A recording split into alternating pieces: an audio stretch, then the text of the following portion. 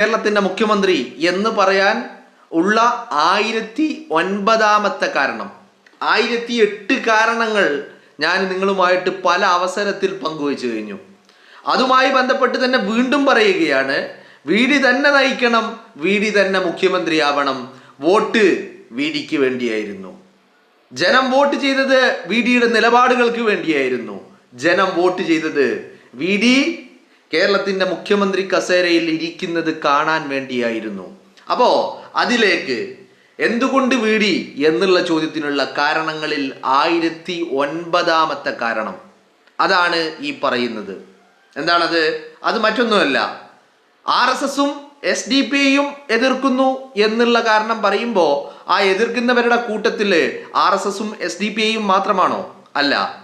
ആ എതിർക്കുന്നവരുടെ കൂട്ടത്തിൽ VD സതീശനെ പൊതുശത്രുവാക്കി പ്രഖ്യാപിച്ചവരുടെ കൂട്ടത്തിൽ മുൻപന്തിയിൽ RSS ഉണ്ട്, SDPI ഉണ്ട്, വെള്ളാപ്പള്ളി നടേശനുണ്ട്, സുകുമാരൻ നായരുണ്ട്. പിന്നെ ഒന്നാം സ്ഥാനത്ത് നല്ല അന്തംഗമ്യ അടിമകളുമുണ്ട്, അല്ലേ? ഈ അന്തംഗമ്യ അടിമകളുമുണ്ട് ഒന്നാം സ്ഥാനത്ത്. എല്ലാവർക്കും VD വരുന്നത്, എല്ലാവർക്കും ഒരു കാര്യം ഉറപ്പാ, ഈ പറയുന്ന VDയെ എതിർക്കുന്നവർക്കും VDയെ സ്നേഹിക്കുന്നവർക്കും കേരളത്തിലെ പൊതുസമൂഹത്തിന് എല്ലാവർക്കും ഒരു കാര്യം ഉറപ്പാ, വരാൻ പോകുന്നത് UDF സർക്കാരാണ് എന്നുള്ള കാര്യത്തിൽ ആർക്കും ഒരു സംശയമില്ല.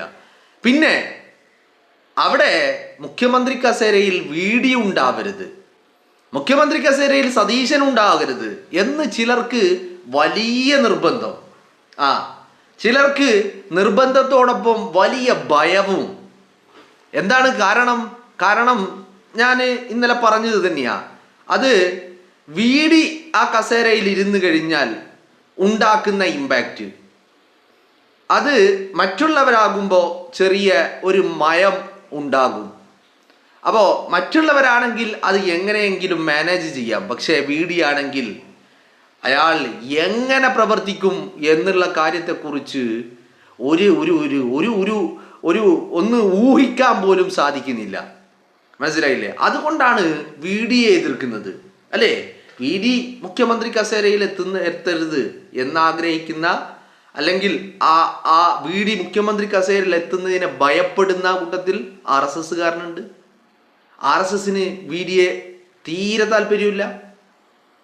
പിന്നെ അതിൻ്റെ കാരണം എന്താ? ഈ പറയുന്ന വർഗീയവാദികളുമായിട്ട് സന്ധി ചെയ്യാൻ VDയെ കിട്ടില്ല. മറ്റുള്ളവരെ കിട്ടുമെന്നല്ല, പക്ഷേ VDയുടെ നിലപാടുകൾ വളരെ വെട്ടിത്തുറ